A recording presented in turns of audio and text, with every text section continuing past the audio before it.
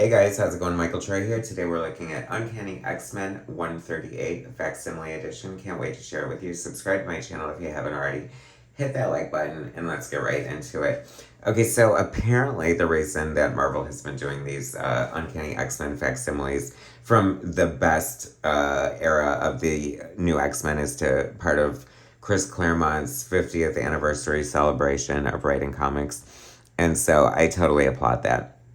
I've been enjoying the facsimiles. Facsimiles are direct reprints of the floppies as they came out back in the day, except for the paper quality and, of course, the expensive price hike. Some people decry them for devaluing the original issues. I, however, think that comics were meant to be read. They should always be kept in print. And if this introduces a new group of people to become the next wave of John Byrne, Chris Claremont, Terry Austin fans, then mission accomplished, right? I've always loved this color. Pink pops so much. It is so beautiful. It's weird because there's very little new art. This is an iconic cover. I'm sure it's been homaged a million times over. And I'm not entirely sure that this isn't an homage in itself because sometimes I've been shook to discover that what do you call it, that covers that I thought were like original or like unique were just homages themselves. I mean, Byrne did a ton of homages back in the day. I always loved the corner box art by Byrne and Austin.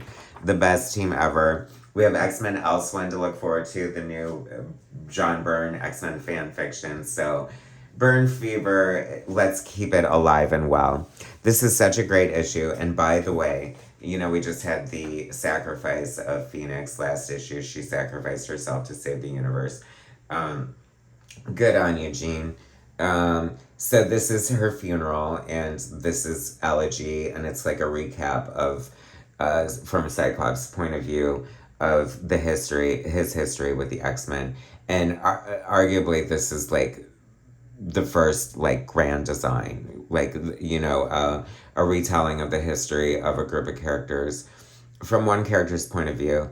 And it is done so well. I think it is so necessary in this situation too, because the X-Men had such a mired like history at this point. Like, you know, they were published for a long time, and then because of bad sales, they started just doing reprints. I think they were canceled at one point, and then they brought the new team back. So this does a great job of sort of telling the history in a cohesive way, in the beautiful style of art or of John Byrne and Terry Austin. It is so good, and I'm always just constantly reminded of what a contribution Terry Austin's inks were to the art. I just imagine, like, just drawing the hell out of, you know, this ridiculous, you know, Fred J. Dukes. And the art is just so pretty and full. This is so dense. Like, you know, just a casual panel of, you know, the X-Men fighting Magneto in Grand Central Station. It's so funny because it's so interesting to see how repetitive Magneto is when you recap the history. This is a disturbing ad. I always thought it was kind of interesting, and it's like, do the people who make this, like, it's sort of depicting as She-Hulk and Hulk as, like, husband and wife here, even though they're cousins, so that's kind of weird to me. Like, you wouldn't sit around the fire with your cousin and your ascot and your... Well, wait, okay, I digress. The ads are a fun part of the facsimiles as well.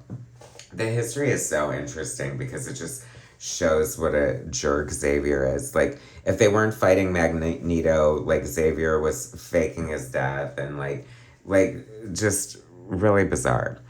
I thought it was also kind of interesting that they thought this guy was a stranger, but he was really an alien. I always think that they kind of assume, what do you call it? Mutanthood, you know? What was I going to say? This is hilarious, too. Okay, so obviously one of the most controversial things in recent X history was trying to, like, revisionist history by making Iceman gay. And I thought, here's an argument, two arguments in this book for making him gay, if you really wanted to stretch the point. Jean comes to the team, and everyone is drooling over her, and Iceman says, a girl, big deal. Hilarious, I know. Like, whatever, it's his age, he's the youngest, he's just not interested in girls yet. Things were definitely different then. I think it's kind of charming and funny, but I thought it was hilarious at the same time. The introduction of the Juggernaut, Kazar from the Savage Land. I always love seeing these ads here too that feature like the most current issues of books going on. It's like who was on FF? Could have been Perez, it could have been Sankovic. She-Hulk with the Man Thing cover, so cool. Just so great. OJ Simpson pops up a lot in some of these facsimiles because, with the sports ads and stuff, it's always a little jarring, like seeing the Twin Towers. This design is hilarious. I don't know, all these designs are just so great. I love it. Like, the art is so fun and cool. It definitely reminds me of, George Perez and Marv Wolfman's history of the DC universe. So I feel like that probably owed a lot to this little venture here. And it's also kind of funny to tell, how, they're trying to create the timeline here and put it all in one. And he's like, and we had only been together for a year. And I'm like, and all this shit happened? It's so crazy. So, because obviously time moves different in comic books, but it's just like a lot happens in a very short amount of time. The introduction of Havoc, Sunfire. I love seeing the different iterations of Magneto's costume. See, now this is one of the things that annoyed me. Is it the new history of the DC Universe where they changed the costumes to sort of match the current continuity? Like, if Magneto had a more modern costume on in this flashback sequence, that would piss me off as a fan. You know what I mean? It's sort of pissing on continuity in a way.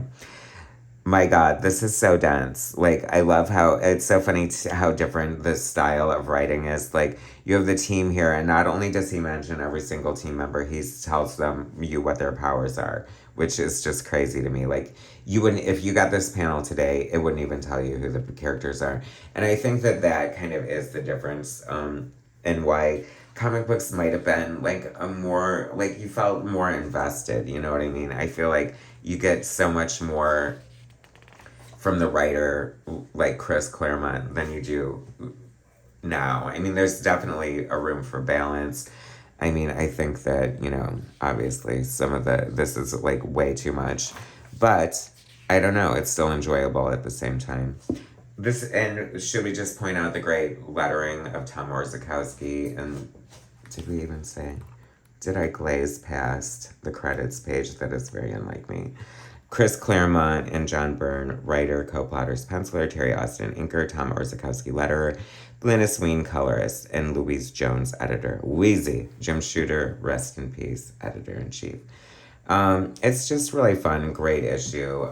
This would be like a good issue to hand like the casual fan. If someone who's like, where should I start with the X-Men? If I'd had to be one issue, it might be this. You're like introduced to so many great things here in such a, compartmentalized kind of way. And of course, the hostess ads are always a great fun part of the facsimile editions as well. I don't know, you just don't see stuff like this anymore. Such a great nutshell. I keep going with the Uncanny X-Men facsimiles. I am so hungry for those Alpha Flight issues coming up.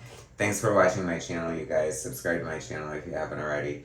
Hit that like button, and I will bring you more soon.